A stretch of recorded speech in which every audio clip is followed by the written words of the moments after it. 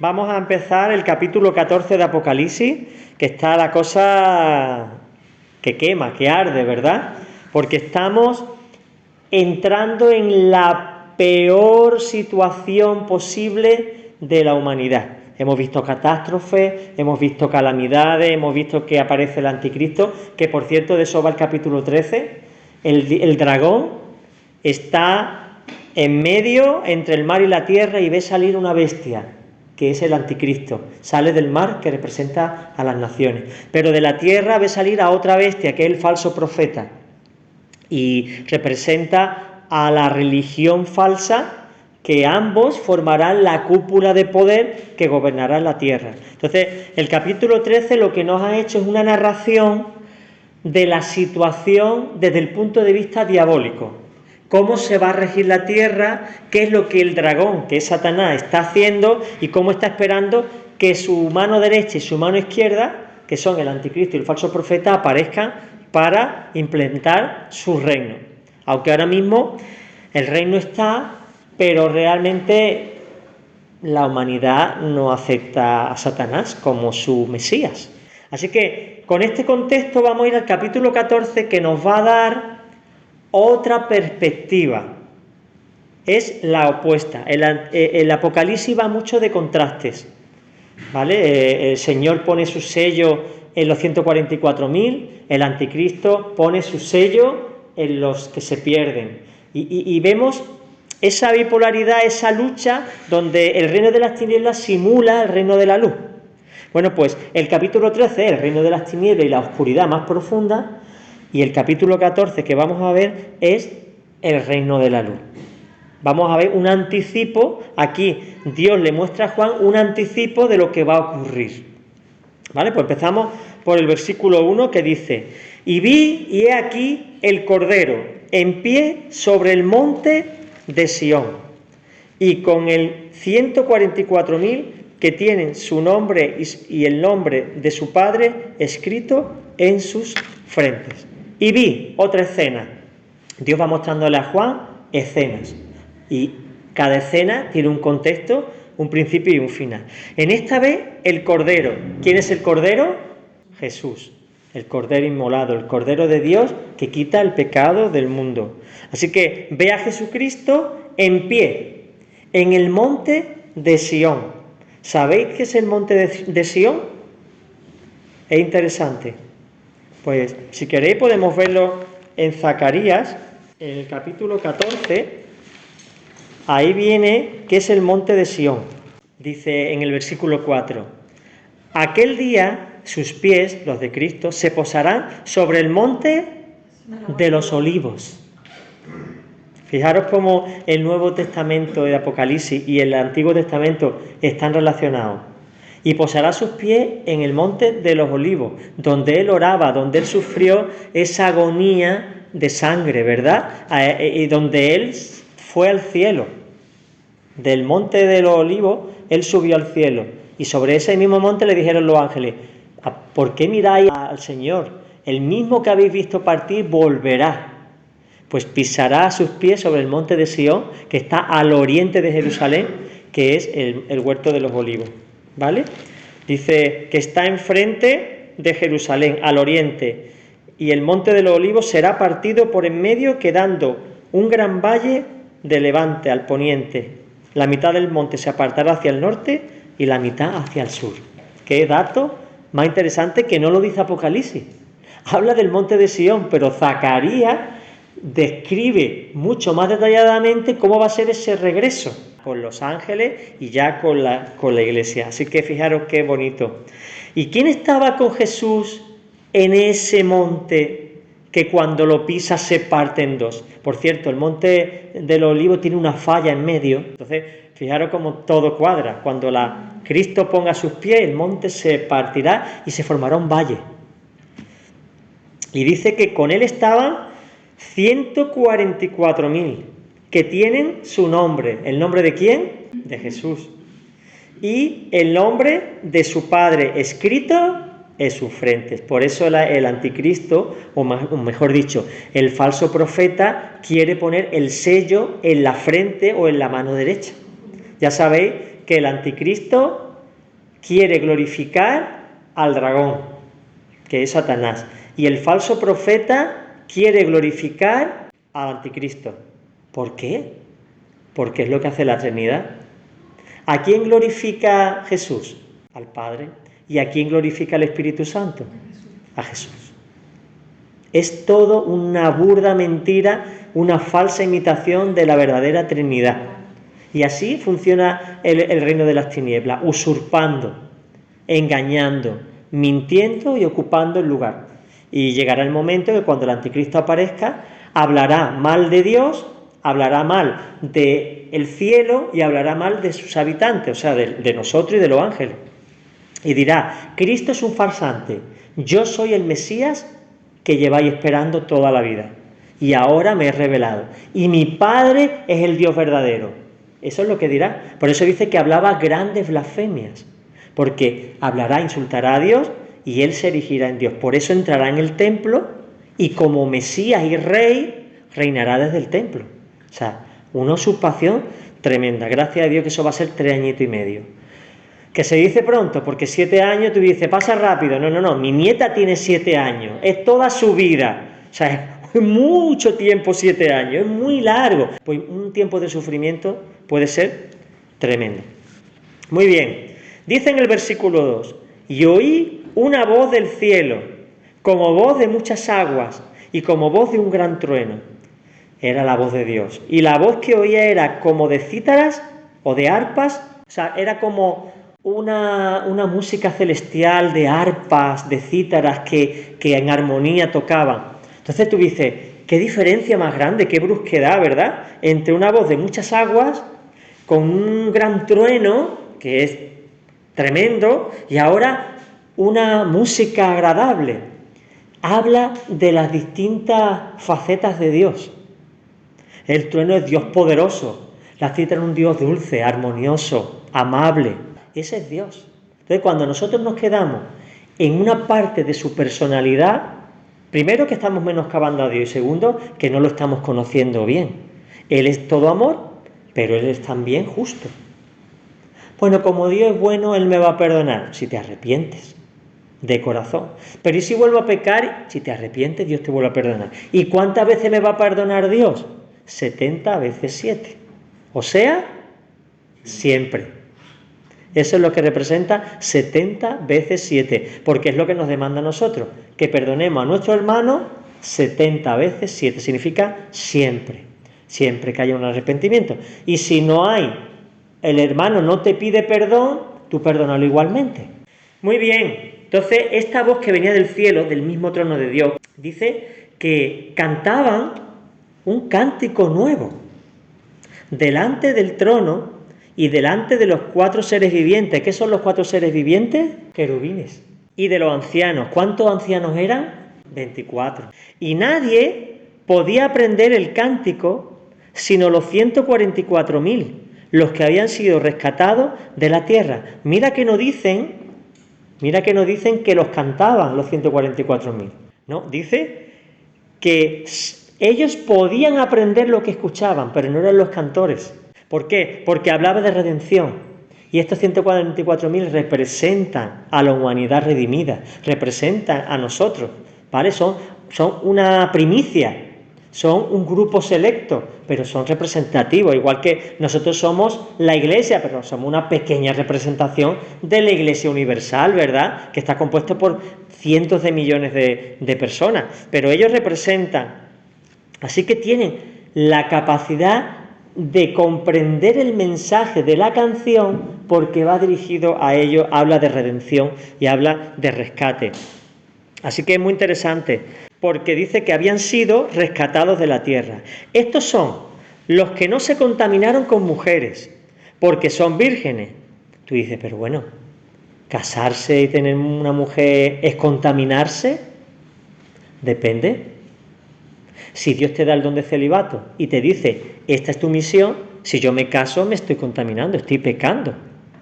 Por eso Pablo decía, o Jesús mismo decía, que si uno tiene el don y el llamado, que lo haga. Pero si no, que no se le ocurra, porque va a ser horrible y ya vemos lo que ha pasado siempre cuando uno se ha tenido que reprimir porque la orden o la institución te prohíbe tener relación con una persona para casarte, pues viene toda clase de impurezas sexuales. Así que estos no se contaminaron con mujeres porque son vírgenes y tenían un llamado.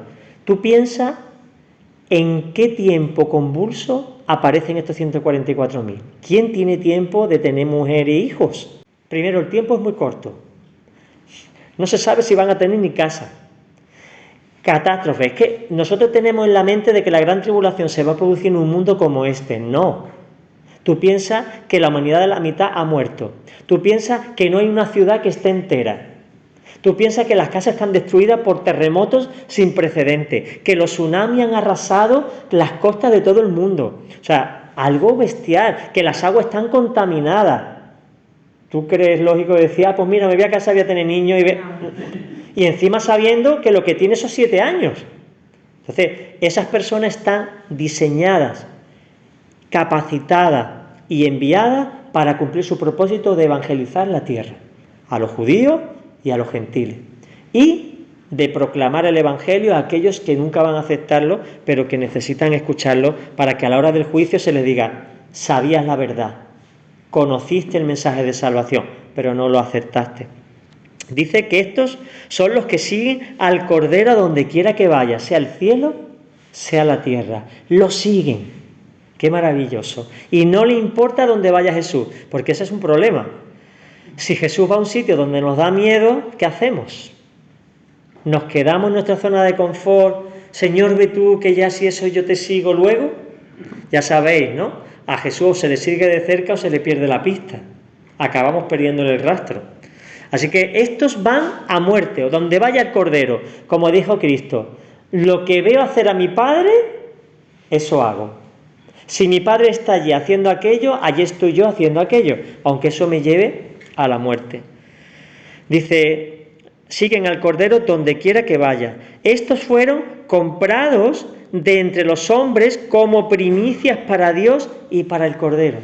Son una primicia, un diezmo de la humanidad.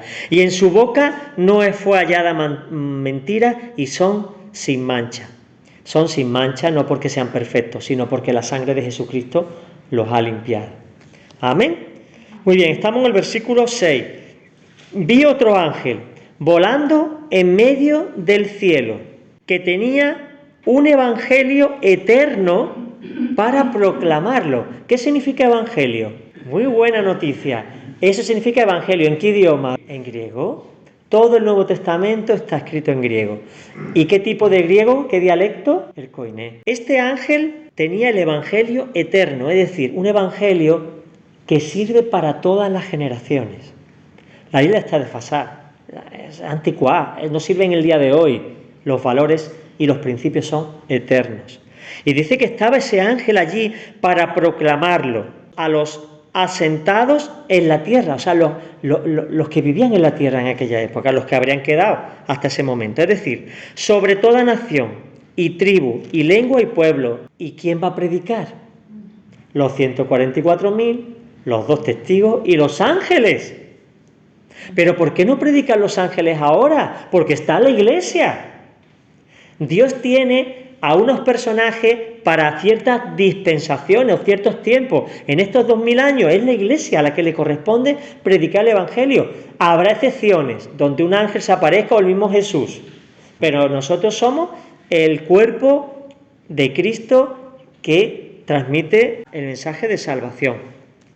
Y dice el versículo 7, y decía a gran voz este ángel, temed a Dios y dadle gloria, pues la hora de su juicio ha llegado. Adorad al que hizo el cielo, la tierra y el mar y las fuentes de agua. ¿Para quién iba este mensaje? Para los incrédulos. Porque está diciéndole, temed a Dios, vosotros que no teméis a Dios, vosotros que estáis en rebeldía contra Él. Dice también, dadle gloria, vosotros que le dais la gloria al anticristo y al falso profeta y al dragón. Dadle gloria a Dios, a Jesús, y a adorarlo, porque Él es el que hizo todas las cosas. Está haciendo un reclamo a aquellos que rechazan la verdad, Realmente no es un evangelio de gracia, es un evangelio de justicia. Le está diciendo a la gente, mirad, o cambiáis o viene juicio sobre vosotros. Esto está dando un aviso. Temed a Dios, glorificad su nombre y adoradlo, porque el juicio se está acercando. Así que como no lo hagáis, lo que os espera es esta condenación. Está hablando del juicio final. Y en el 8 dice, y otro ángel, el segundo, siguió diciendo, cayó Babilonia, la grande, la que ha hecho beber a todas las naciones del vino ponzoñoso de su fornicación. ¿Qué ha caído? Babilonia la grande. ¿A qué se refiere? Porque Babilonia ya hacía siglos que había desaparecido. De hecho es el primer imperio, ¿verdad? ¿Acordáis? ¿Sabéis quién es el primero que fundó Babilonia? Nimrod. Si os vais al Génesis vais a encontrar este personaje misterioso y terrible. Fue el primer dictador y el primer tirano de la tierra, Nimrod. Fundó en la época de Babel, ¿verdad? Por eso es Babilonia. Fundaron un imperio. Y de ahí surgió el ocultismo, la hechicería, el paganismo. Todo lo que vemos hoy día surgió en Babilonia. Y Babilonia ha sido un referente filosófico para todos los gobiernos. Acordaos de la estatua que vio el rey Nabucodonosor, que era el emperador de Babilonia. Vio 5 imperios, desde el imperio babilónico, que fue el primero, de la cabeza de oro, hasta el último, que era el imperio del anticristo. Hay miles de años. Todos los imperios están por medio, aunque solamente se mencionaran 5. Todos han bebido del vino ponzoñoso, es decir, contaminado. Cualquiera que vino, la ponzoña es algo que está envenenado, que cuando tú lo bebes te produce daño, porque tiene componentes que son dañinos. Babilonia, su influencia, ha dado a las naciones a beber.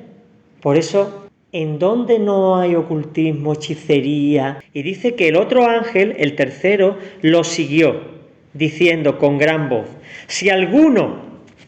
Y lo que viene ahora es un aviso grande. Si alguno adora a la bestia y a la imagen que se ha hecho de ella, y recibe su marca en la frente o en su mano, él también beberá del vino del furor de Dios, vertido puro en la copa de su ira, y será atormentado con fuego y azufre a la vista de los santos ángeles y a la vista del Cordero. ¡Qué declaración más espantosa! Si alguno adora a la bestia, por eso va dirigido a los adoradores, a los que están a punto de ponerse el sello, porque no sabemos a qué altura de los 7 años empieza a implementarse este sistema. Seguramente no al principio, sino cuando la tierra está muy mermada, cuando hay un gran descontrol, cuando los sistemas han caído, cuando los países y los gobiernos han cedido su soberanía al soberano, porque no les queda más remedio que depender de alguien que tiene soluciones para todo. Es que no sabemos cómo arreglar nuestros problemas, es que hay hambre, escasez, es que las catástrofes han arruinado las cosechas, es que no tenemos recursos, pero hay alguien que tiene luz en este momento de oscuridad para traernos soluciones. Agarrémonos al anticristo, que encima ha demostrado que es Dios porque ha resucitado. ¿Entendéis? Ese es el ambiente espiritual en el que se mueve la gente. No habrá ateos en aquella época. No habrá ateos. ¿Por qué? Porque el ateísmo forma parte del orgullo personal y la autosuficiencia. Como yo puedo, como yo controlo, como yo tengo los recursos, no necesito de ningún Dios. Pero cuando lo pierdes todo, no tienes ninguna perspectiva, estás en la miseria y lo único que puedes hacer es depender de alguien para sobrevivir, tú te agarras un clavo ardiendo. La gente va a aceptar al falso Mesías, al anticristo, porque le va a resolver en cierta medida la respuesta a sus problemas, ¿verdad? Y dice, si alguien adora a la bestia y a su imagen, dice en el 10 que beberá del vino del furor de Dios. ¿Por qué habla del vino? Porque la gran Babilonia ha dado de su vino. Es una forma simbólica de decir que ha transmitido la voluntad de ese pueblo a los demás. Cristo dijo, la copa que el Padre me ha dado no la he de beber. La copa es como un proceso, es un objetivo, es un propósito. Pues la gran Babilonia ha sido un sistema diabólico para contaminarlo todo. Y la tierra tiene el sistema babilónico. Todos los reinos de la tierra se han ido contaminando porque los demonios han seguido ejerciendo esa influencia. Por lo tanto, el que haga esta adoración beberá del vino del furor de Dios, es decir, que va a sufrir las consecuencias de sus actos. Y dice vertido puro, ¿por qué? Porque los griegos acostumbraban a tomar vino mezclado con agua, acordaos de Pablo. Timoteo, ya no bebas agua, a causa de tus frecuentes problemas estomacales, bebe vino.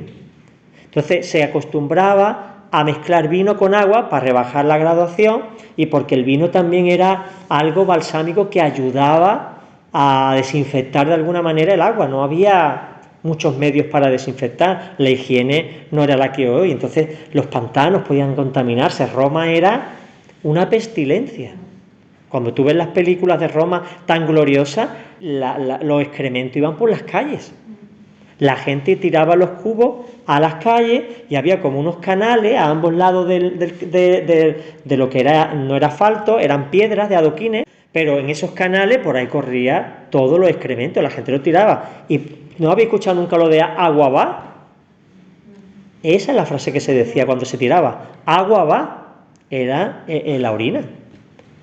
Y los sólidos, ¿no? Así que imaginaros. Muy bien, dice que beberá de ese vino, pero vertido puro, no habrá adulteración del agua, en la copa de su ira, y serán atormentados estos que han adorado y que han recibido la marca de la bestia, serán atormentados con fuego y azufre a la vista de los santos ángeles y a la vista del Cordero. Y el 11 dice algo todavía más terrible.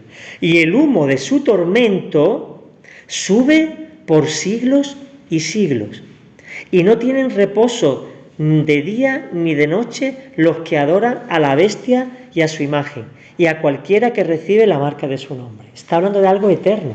Dios no creó el infierno o el lago de fuego para las personas, sino para los demonios, para los ángeles caídos. Al pecar el hombre, accedió a ese lugar, pero para que no fueran a ese lugar, Cristo vino, muere en la cruz para que la gente no tenga que ir a ese lugar de tormento. Sin embargo, el hombre, hasta el último momento, se agarra a su propia opinión, se niega a reconocer la verdad, y por eso vemos que lo que el capítulo 13 dice es que la gente prefiere seguir un falso Mesías porque le da lo que quiere. ¿Qué quiere la gente? Seguridad. Y por seguridad va a cederte todos los derechos. Por eso la gente prefiere que haya cámaras por la calle por si te raptan a tu hijo o si ocurre algún problema. ¿Cuál es la dificultad? Que no tienes privacidad. Van a saber constantemente dónde estás. Y el anticristo usará ese sistema para controlar de una manera completamente exhaustiva lo que hace, tus enfermedades, lo que ganas, en lo que gastas el dinero. Todo. No va a haber intimidad ninguna. Muy bien, pues seguimos en el versículo 12. Dice, aquí está la perseverancia de los santos, los que guardan los mandamientos de Dios y la fe en Jesús. ¿Qué quiere decir? Que los que están sufriendo la persecución y todas las calamidades de la gran tribulación están siendo probados. Esa es la perseverancia de los santos. ¿Por qué? Porque hay un dilema. El anticristo y el falso profeta me obligan a adorar a la bestia y a ponerme las marcas. Y si no me lo pongo y acepto a Jesucristo como Mesías, voy a recibir todo tipo de martirio, tortura, sufrimiento y al final la muerte de los míos y de mí mismo. Y ese es el dilema. Por eso dice el versículo 12, aquí, en esta decisión, está la perseverancia de los santos. Es decir, aunque esto me traiga tortura, me traiga sufrimiento y me traiga muerte, yo sigo guardando los mandamientos de Dios y mi fe en Jesucristo. Dios nos está pidiendo ahora perseverancia. Y hablábamos de la canción que escuchábamos antes, cuando levanto mis manos. Si yo, ante los problemas, bajo mis manos, me abandono y digo, Señor, yo paso de ti y paso de todo porque no me estás ayudando, Realmente he perdido, he salido de la perseverancia de los santos, de la paciencia. El versículo de Filipenses tan mal usado, Filipenses 4:13, de todo lo puedo soportar porque Cristo me fortalece. Esa es la que hoy día muchos no entienden. Y por eso algunos no son buena tierra, porque son como espinos, que los afanes de la vida lo ahogan, o pedregales, que los problemas por causa del Evangelio lo apartan, o simplemente porque el corazón está tan endurecido que el mensaje no lo comprenden y el diablo lo lleva. Y oí una voz del cielo que decía: escribe, bienaventurados los muertos que mueren en el Señor de aquí en adelante. Madre mía, qué aviso. ¿Por qué? ¿Por qué dice bienaventurado? Significa dichoso, especialmente feliz. Los que mueren en el Señor de aquí en adelante. ¿Por qué? Porque viene la gran matanza. ¿Entendéis? Viene la gran matanza. Aquí es donde van a sufrir grandes calamidades todos aquellos que renieguen de ponerse la marca. Porque si os fijáis, este capítulo está hablando del momento en que se decide que a la humanidad se tiene que poner la marca. Y aquí es donde tiene que tomar la decisión la humanidad. ¿Me la pongo o no me lo pongo? Consecuencias de ponérmela, consecuencias de no ponérmela. Por eso es tan importante este versículo, porque estamos en medio del proceso de elección, por lo que la perseverancia de los santos es probada. El testimonio de Cristo va a ser muy fuerte en ese tiempo. Los dos testigos van a hacer milagros, pero milagros que eso es impresionante. O sea, el diablo tiene cierto poder. Pues cuando venga el anticristo y el falso profeta y aparezcan los dos testigos, va a haber una lucha de poder. ¿No habéis escuchado o leído antes que el falso profeta hará caer incluso fuego del cielo porque hará grandes prodigios? También lo harán los dos testigos. Pero llegará un momento en que los dos testigos harán cosas que el falso profeta no puede hacer. Milagros y prodigios impresionantes.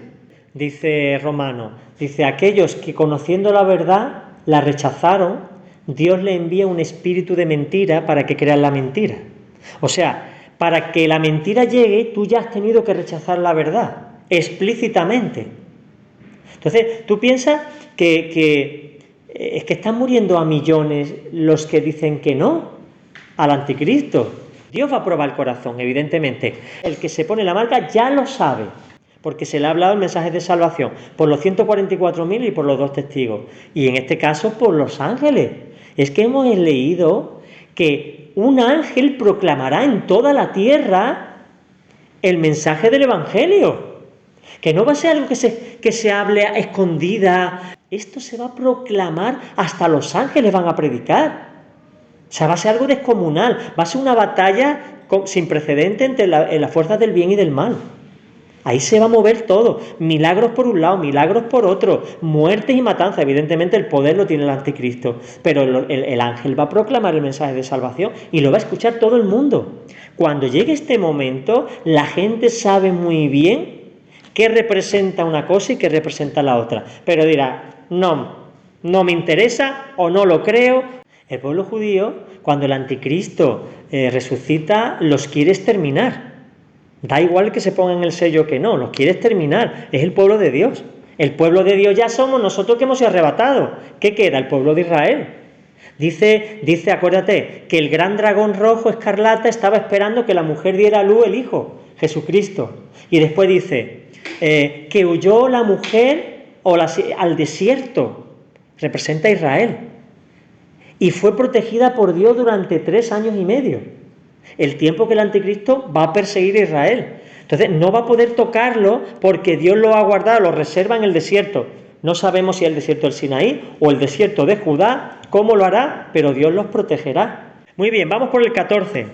Y vi, he aquí una nube blanca, y sobre la nube uno sentado, semejante al Hijo del Hombre, que tenía en su cabeza una corona de oro y en su mano una hoz afilada. Terrible cosa es caer en manos del Dios Altísimo. Cristo ya viene con corona, como preguntabais antes, ya viene para reinar, pero antes tiene que limpiar. su era. Tiene que limpiar la tierra que es suya, siempre fue suya, pero el usurpador la tuvo temporalmente. Así que Él viene en una nube, acordaros, cuando los apóstoles vieron a Jesús irse, se ocultó en una nube. Yo estoy seguro que esa nube no era una nube de H2O, era la Shekinah de Dios, la Ruá, que es como una nube. Dice que en el tabernáculo de Israel, en el desierto, que la Shekinah, la nube de Dios, bajaba y se posaba en el arca. Y ahí el sumo sacerdote hablaba con Dios, ¿verdad? Pues Cristo se fue con Dios en su nube y volverá en esa nube blanca, que no es una nube, que no es vapor de agua, que es la presencia de Dios. Y sobre la nube uno sentado semejante al Hijo del Hombre. El Hijo del Hombre era Jesús estando en la tierra con cuerpo natural. ¿Por qué? Porque quiere mostrar la naturaleza humana de Jesús. Jesús es Dios, por supuesto, y está en todas partes, pero ¿cómo puede Dios, Jesús, siendo hombre y siendo Dios, estar en un sitio, pero estar en todo a la vez? Por su Espíritu, el Espíritu de Cristo. El Espíritu Santo está en todo lugar, es su Espíritu. Por lo tanto, Él está en todo lugar. Es como si Él estuviera, aunque esté en un lugar concreto, que está a la diestra del Padre, y lo veremos en el tabernáculo, y lo veremos en el reino milenario y en la eternidad. Él está en todo lugar, por medio de su Espíritu. Es el misterio. Es maravilloso. Que la Trinidad literalmente la Trinidad está dentro de mí. Porque aunque Cristo y el Padre estén arriba, a través de su Espíritu están dentro. Nos ven, pueden ver nuestros pensamientos, los tres. Pueden ver lo que sentimos, lo que pensamos, lo que vamos a llegar a ser. Nos guía, es maravilloso, es maravilloso. Y dice que tiene una hoz afilada, es decir, el instrumento está preparado para cortar. Y salió del santuario. ¿Qué significa santuario? Lugar santo, ¿vale?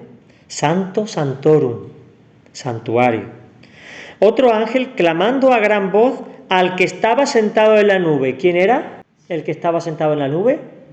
Jesucristo, ¿verdad? El Cordero de Dios. Pues dice que este ángel clamó a gran voz al que estaba sentado en la nube: envía tu hoz y siega, porque la hora de segar ha llegado, pues la mies de la tierra está madura. Oye, ¿cómo hace un ángel dándole órdenes al rey? No, es un ruego, es una súplica. Envía tu hoz a la tierra y corta, porque esta es la voluntad del Padre. Pero no lo estaba mandando, Él es el rey, es el soberano, ¿verdad? Dice que es la hora de segar, pues la mies, es decir, los habitantes de la tierra, está madura, están maduros. ¿A qué se refiere? Aquí está hablando de que están maduros porque la maldad ha llegado a su límite.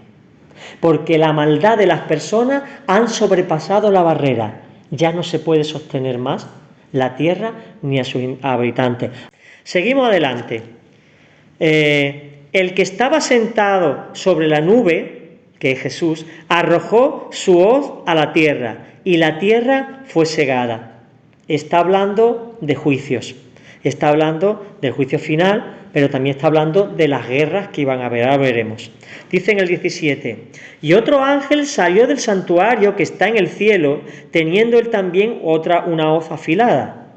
Y de junto al altar salió otro ángel que tiene el poder sobre el fuego. Acordaros que el altar es el incienso de los santos, y ahí está el fuego y el incienso que representa las oraciones de los santos. Pues este tenía control sobre el fuego, y habló con gran voz al que tenía la hoz afilada, diciendo: mete tu hoz afilada y vendimia los racimos de la viña de la tierra, porque sus uvas están maduras.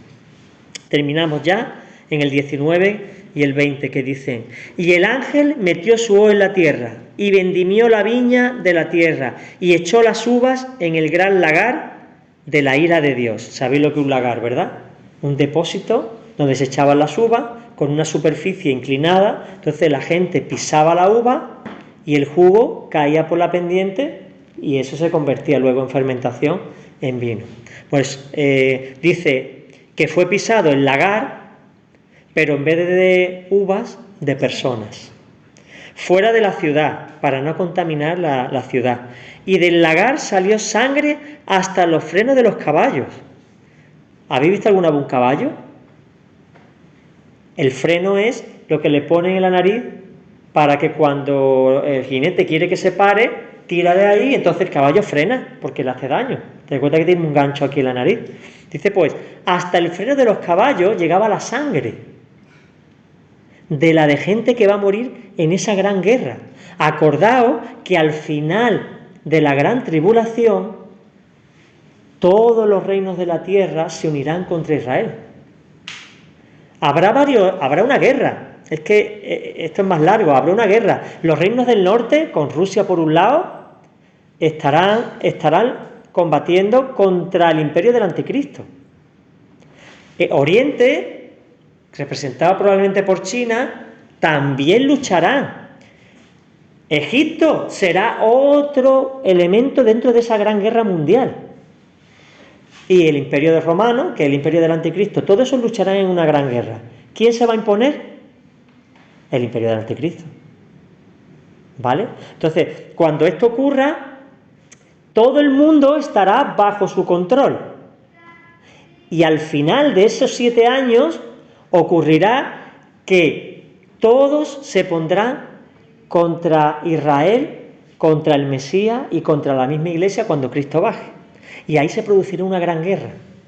Y en esa guerra ocurrirá que morirán millones y millones y millones de soldados, que es la ira de Dios, el gran lagar. ¿Vale? Y dice que la extensión era 1.600 estadios, que corresponde como a 300 kilómetros. ¿Sabéis qué es eso? El espacio de Israel. Ahí es donde va a ser la gran guerra, ahí es donde va a ser el exterminio, ahí es donde va a haber tanta sangre derramada que la sangre correrá hasta esta altura. Estamos hablando de una cosa impresionante, impresionante. Y no sé en qué versículo habla que tardarán 6 meses en retirar los cuerpos. 6 meses en retirar cuerpos. Y ahí comenzará el reino milenario. Una tierra donde cambia el paradigma. Así que en esto acabamos con este versículo 20 y la semana que viene hablaremos del capítulo 15 y el capítulo 16, que son las 7 copas. Amén.